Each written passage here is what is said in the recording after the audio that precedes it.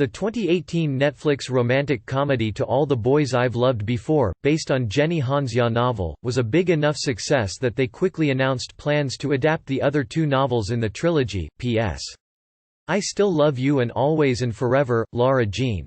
The first of those has now arrived, and while it might not have quite the sparkle of its predecessor, it's an interesting addition to a story of young love that doesn't end with the first big swoon.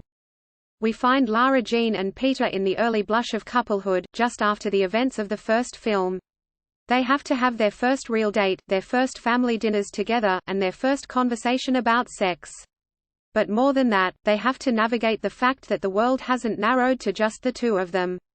Specifically, the same batch of unsent love letters that included Lara Jean's note to Peter, the batch that were sent without her knowledge by her sister, Kitty, included a letter to one John Ambrose McLaren, who Lara Jean knew at Model UN, and to Lara Jean's surprise, when she and Peter have just started dating, she gets a response from John Ambrose. And when she starts volunteering at a retirement community, John Ambrose volunteers there, too. As charmingly played by Jordan Fisher, who's appeared in the live TV adaptations of both Grease and Rent, he's also pretty appealing. So where the first film was a straight-up romance, this is more of a triangle. In most triangles, there's a clearly wrong person and a clearly right person. That's not the case here, because that's not what this series is, really. There's a very fine line to walk, particularly for a story that has already birthed what would, in the heyday of daytime soaps, have been called a supercouple. Peter, who got to be the just about perfect love interest in To All the Boys, has to be flawed enough that the relationship he has with Lara Jean seems like it could plausibly be threatened by John Ambrose. If John Ambrose is just a bump in the road, then who cares?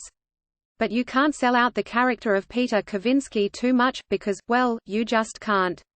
He's Peter Kavinsky. Moreover, the audience has to be able to tolerate Lara Jean ending things with one or the other of these guys by the end of the movie without turning on her, even though the entire point is that they're both lovely and care about her. At times, the balance doesn't quite seem in balance, not always in the same direction. Sometimes Peter seems like more of a jerk than we've known Peter to be. Sometimes John Ambrose is a little too nice. It doesn't have the same effortlessness or the clean throughline that To All the Boys did, but that's partly because it's a more complicated story emotionally. P.S. I Still Love You does suffer a bit from less of Lara Jean's sisters. Kitty is there a little, Margot not at all. The family relationships in general seem backgrounded a bit in favor of John Ambrose and, delightfully, Lara Jean's friendship with one of the retirement home residents played by Holland Taylor. Everything should have Holland Taylor in it. Everything. Everything including the evening news and the Super Bowl should have Holland Taylor. I love a woman of a certain age trying to give a teenager a cocktail, but I do miss the sisters. This chapter is different, for sure. It's less giddy and more grounded, a little more suffused with at least the high school version of how hard it is to make relationships work. It also feels less comedic, in part because the L.J. Peter scenes have more tension than flirtation. There's part of me that longed for more of a straight-up romantic comedy, but I think that's the point, right? A romantic comedy is the first chapter, something else is next. A story about falling in love cannot be followed by another story about the same people falling in love again, unless you want to throw in some amnesia. There's no amnesia. A story about falling in love is followed by a story about trying to stay in love, and that's the story this is.